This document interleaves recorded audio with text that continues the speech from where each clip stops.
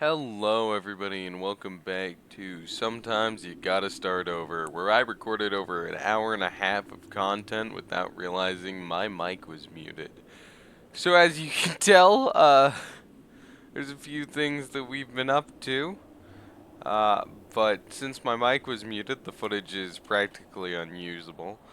But here's how things are looking so far. We got a nether portal, went in and got some glowstone. Started setting up a farm in this general region, which I believe froze over while I was gone. Oh yeah. Oh yeah, it's all falling apart. Break that. Just just pretend it didn't happen. We expanded the bridge a little bit. We're also still building up the crag as a whole. Oh boy, this is going so well.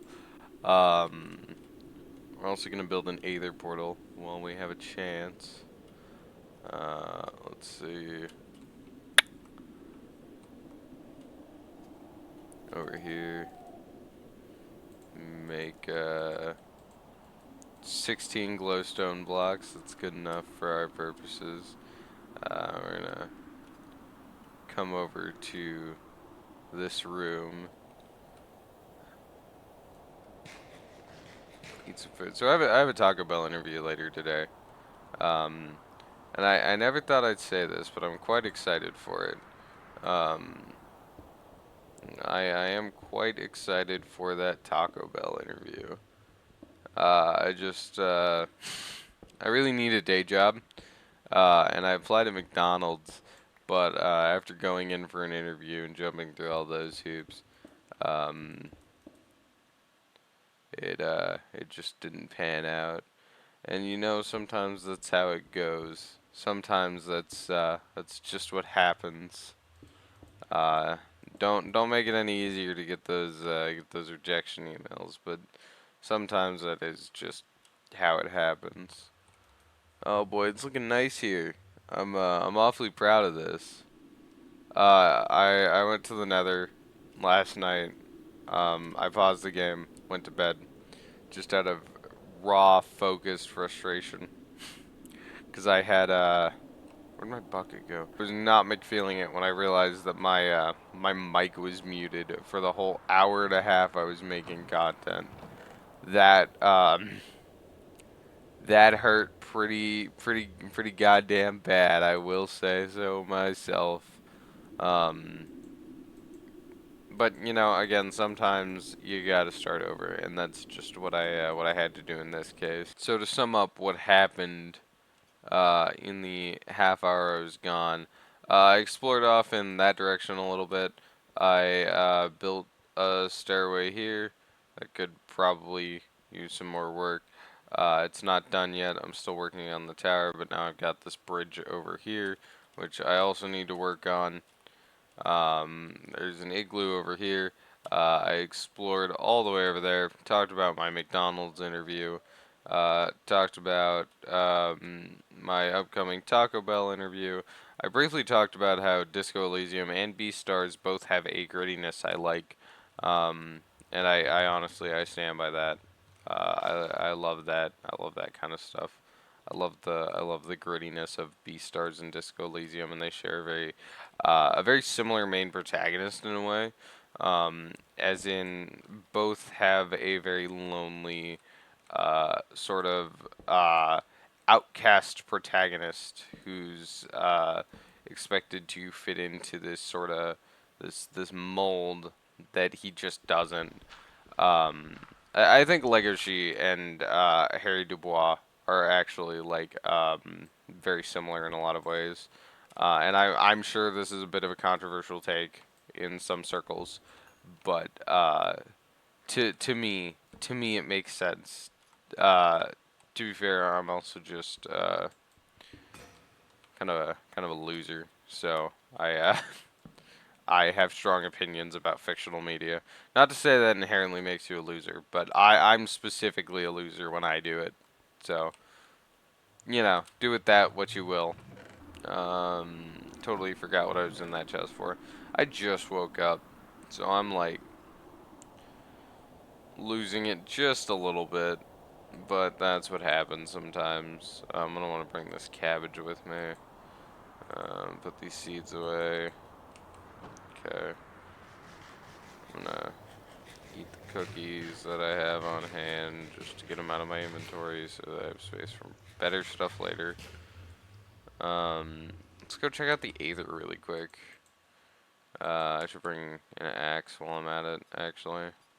For that wonderful, wonderful skyroot wood. Could be going faster, but I'm not gonna worry about that right now. Oh yeah. Also, I mentioned losing the trident because I went looking for obsidian, um, and got into it with a creature of some kind and threw a trident at it. But it ultimately kept my trident, which was a problem. So we're gonna go to the Aether here soon. Um, I personally think it's ultimately more important that I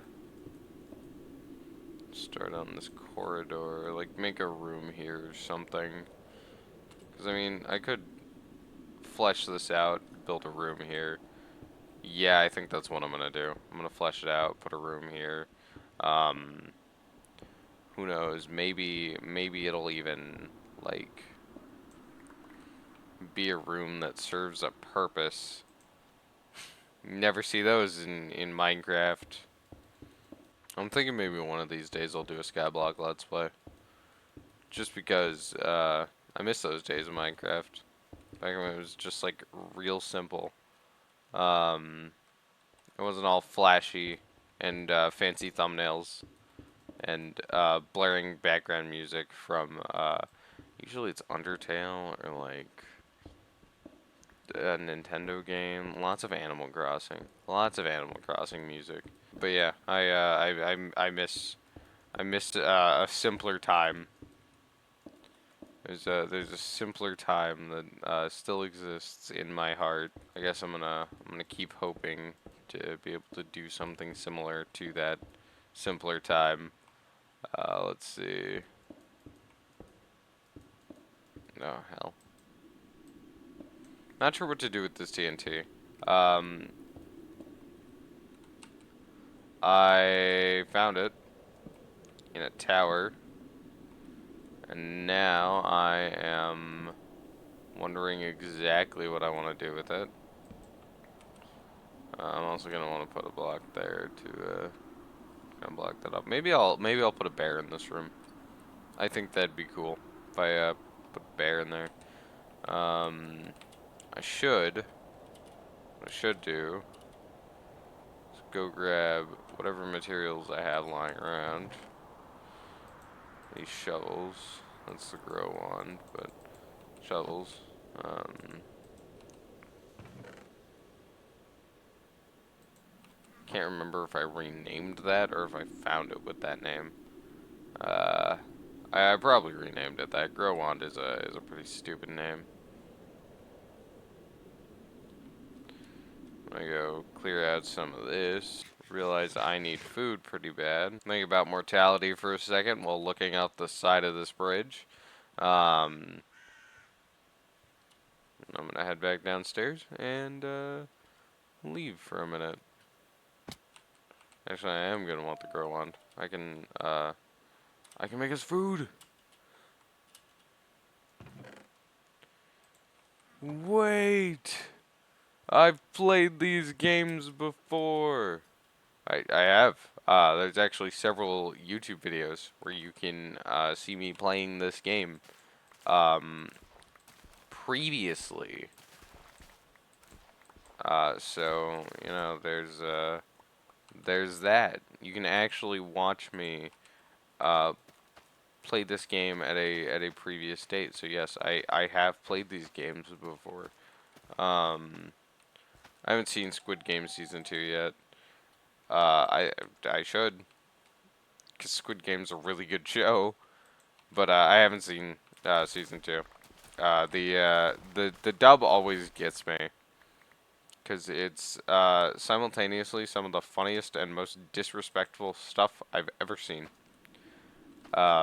Season one, I rewatched I think about 6 times, and I really really enjoyed the characters.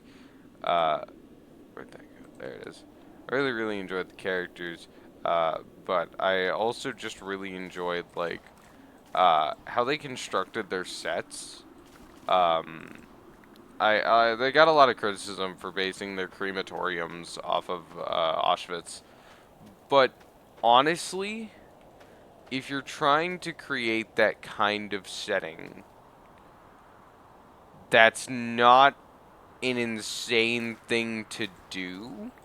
Like, I know this is probably a bit of a controversial take, but if you are, I believe art is a lot about the impact, and I base a lot of my art on actual like on actual like horrible things that I am familiar with because that helps create the feeling, that helps create the environment, the atmosphere, how the whole situation is. And also, if you're trying to create a like discomforting feeling, we all grew up with like Holocaust imagery in school, unless we didn't, and I'm strange in that matter. But we all grew up like well aware of Holocaust imagery.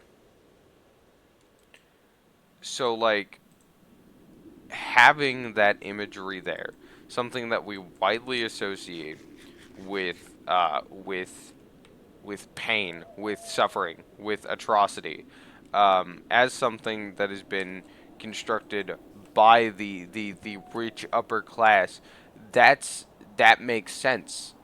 And also, honestly, that's just how the upper class is. I don't I a lot of people will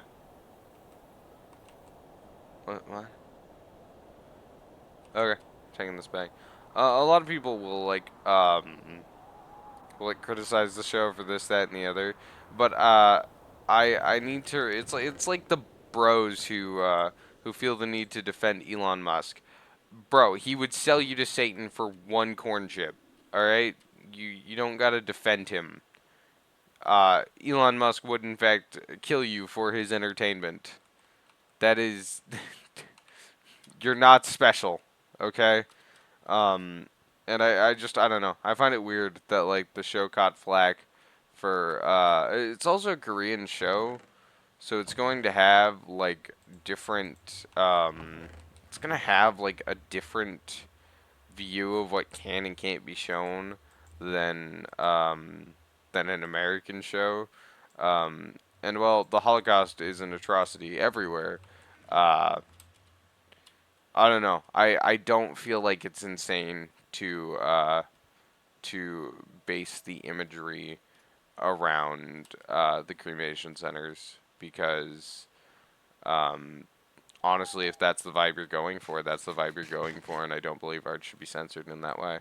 I firmly believe that art that is meant to disturb should disturb, and utilize what imagery it can to disturb. Look at like Junji Ito. What character am I thinking of? Is it Suichi? I might have his name wrong, um, but he's the kid who walks around with nails in his mouth, and he claims that I know he's a grown adult, but he walks around with nails in his mouth, and he claims that he was born on like the 6th of June at 6:06 p.m. at exactly the 6th second. But that's his real birthday's in like May or something. And the reason he has nails in his mouth is because he's anemic and likes the taste of metal. And he's ultimately just a big kid, and it's like I don't know. There's something about that that's like a lot more disturbing than say someone who like is actively. I don't know. There's a point I'm trying to make here. Um, a lot of my previous rant is probably gonna get cut. Um, But like, I don't know. I feel like there's something about disturbing art that we as a culture just can't get past.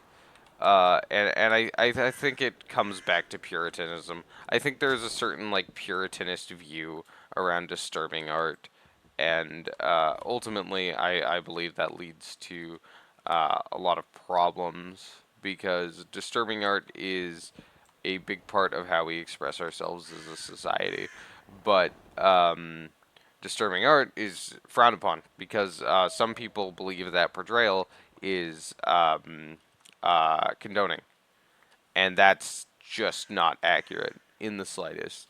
Portrayal is not condoning.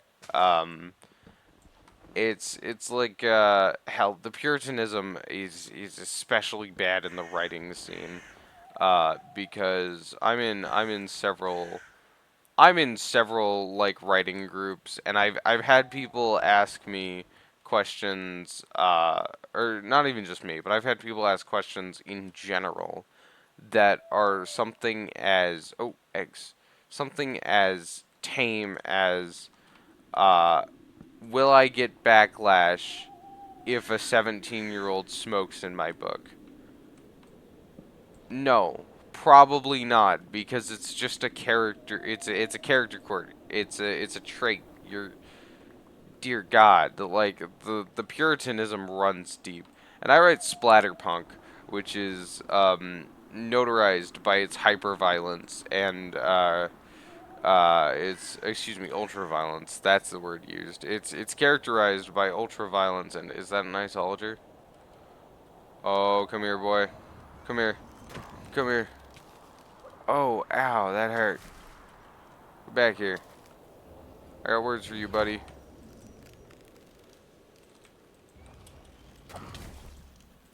Oh.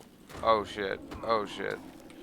Okay, well, I survived. Alrighty, then. But as I was saying, I read Splatterpunk, which is characterized by a certain ultra-violence aspect to it. Um, I don't condone anything that happens in my books. The things that happen in my books just kind of happen. Um, matter of fact, a lot of what I write is a criticism of the things that happen in my books. You know? Um, but we've reached such a like level of puritanism that you can barely even condemn something. This moral puritanism is a serious problem in the world of creatives, and I'm not gonna sit here and be like, oh, something needs to be done. But I think we all need to like evaluate ourselves and evaluate what's actually important to us, or if we're just taking a stance of moral puritanism because we want to seem um, more righteous than other people, which is ultimately what a lot of it boils down to. There's a certain aspect of self righteousness these days that I'm gonna keep it real with you. Self righteousness doesn't win you any favors. It it just doesn't. Um, you can be as self righteous as you want. You can be a pompous asshole, but at the end of the day, when you got no friends because you're a pompous asshole, um, all those good boy points aren't gonna serve you at all. Because that's what it boils down to. It's a good boy points contest. It's a good boy points contest. Who can get the most good boy points? Who can be the most boring person out there? And that's not to say that it's okay to go around to be a bad person or to go around condoning terrible things. But that is also to say that our sense of moral puritanism is becoming a problem specifically in the world of creatives. Because quite frankly, I don't think an artist like Junji Ito could get their foot in the door these days. And Junji Ito also writes highly politicized work that pertains to the politics of Japan, which are entirely foreign to me. Um, it's like when I read Osamu Dazai's No Longer Human, and it's worth noting. Oh, what's that? I'm gonna go check that out. It's worth noting that Osamu Dazai uh, grew up right after the bombings of Hiroshima and Nagasaki. So Osamu Dazai grew up surrounded by terrible struggling, and he he wrote about it. So I read Osamu Dazai's No Longer. Do I have bones on me? I do. Osamu Dazai is No Longer Human, and that is a horrific read. It's a great book, horrific read. Damn, how many bones do you need, homeboy? I'll be back for you. Hang on. And yeah, horrific read. Wonderful book. I loved reading it. Um, for every horrific little detail. I feel like if that book were published now, it would come under fire. For a couple of reasons. Reason number one being that the way it's written is extremely apathetic. Extremely apathetic. Um, which is a really good way to reflect the main character, who is extremely apathetic. But the way it's written is extremely apathetic, and I feel like that would be misconstrued. Especially because it's written in such a way that it's it's almost autobiographical in a way. I I'm I'm I know that Osamu Dazai didn't experience any of the things that happen in No Longer Human, or maybe he did. I know there's some details he actually experienced for himself, but for the most part, No Longer Human is a work of fiction.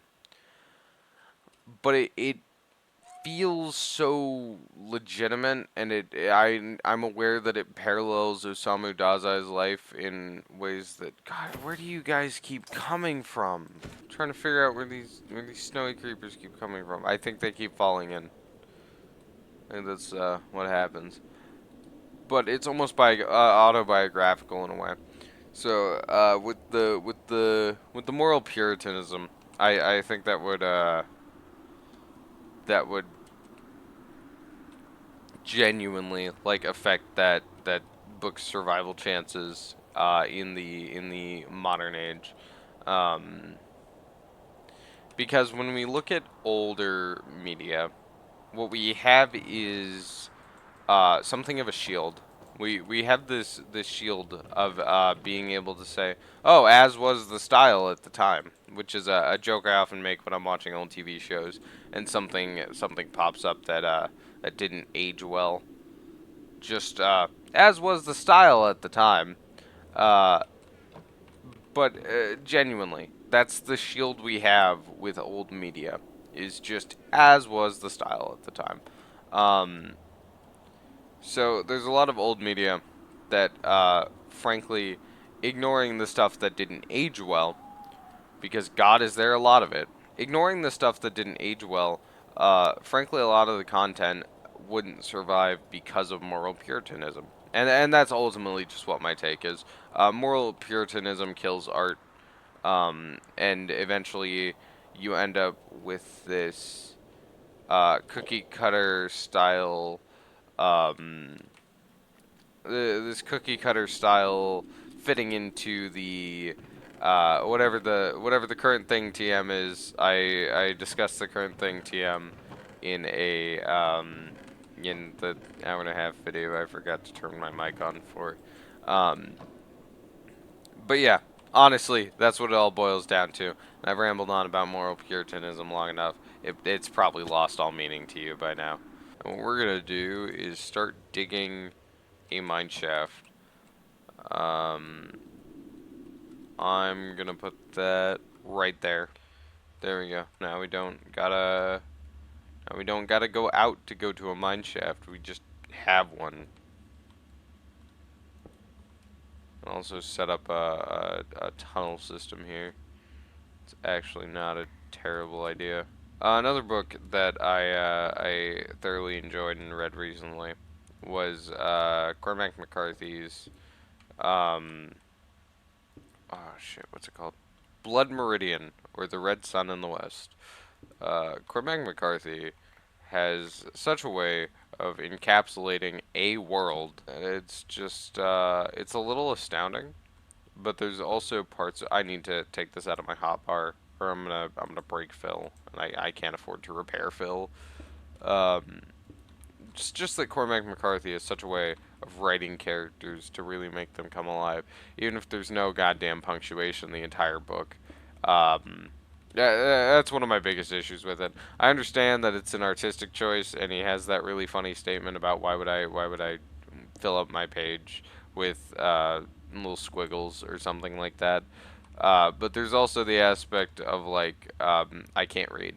Uh, I really enjoyed Blood Meridian uh, for its like I suppose it comes back to the same thing with Beastars and Disco Elysium and Squid Game. I loved Disco Elysium, or I loved Blood Meridian for all the same reasons. I loved the grit it had. I love westerns. I love westerns. Um, I love me a good western. I Blood Meridian is a good western. In all honesty, really, I think it's a really good western. I think it really encapsulates the West because the West kind of sucked. I will not sit here and lie to you. It was pretty bad out there. I'll keep it a buck 50. The West was pretty rough. Okay, this is gonna be a bit of a screwed up mine shaft. That's okay. Um, I would go as far as to say yes, it is as rough as good old Cormac depicts. I would indeed say that. All right, so now we have two lucky rocks. So let's see. Do we just get do we get better loot now? I need to head back up actually. Start crafting some more stone bricks, or at least cobblestone bricks to keep building the situation, I guess. The crag. That's what it's called. The crag. Which it's starting to look like a crag from a distance. I ran back in the hour and a half I recorded. I ran back to my old place to grab some things and put my books down because that's book storage now. And I came back and realized what a beast I was creating. And now it has an Aether portal and a Nether portal, so you can go to heaven or hell from here. Um, I don't see why you'd go to either, especially given that everything is a threat currently. But there's that option. It's an option you have. But yeah, I don't know. I think I just like things with some. Damn Enderman. I think I just like things with some kick to them, some oomph, if you will. Um, and honestly, uh, Beastars, Disco Elysium, No Longer Human, all kind of have a similar vibe, similar main character, similar doubts, similar feelings. They kind of all handle similar feelings in um, a really cool way. Um, and I guess it kind of comes back to that part where I was talking about how I relate to Legoshi a lot because it would make sense that I would like all of these media, all of this media, and relate to all of these characters if I relate to Legoshi, Negoshi. Um, I'm just imagining like so there was like the negative Scott Pilgrim from Scott Pilgrim, um, and when I said Negoshi, I was like thinking of a negative Legoshi. I don't know. I think that's really funny. Um, Either way, it makes sense that if I relate to Legoshi, I would relate to the rest of these characters. So I guess that's where my sympathies lie. Is in characters that don't fully understand themselves or do fully understand themselves and have some serious beef with themselves. But I feel like I've prattled on for quite some time. So I think with this room built and the new portals shown off, and with what's to come, especially given that I have an interview in like 4 hours and I should go get ready, I think we're gonna cut it here today. I'm gonna go edit this while I have a chance. Uh, Take it easy.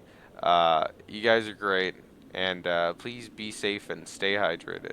Thank you, and I'll catch you next time on Sometimes You Gotta Start Over.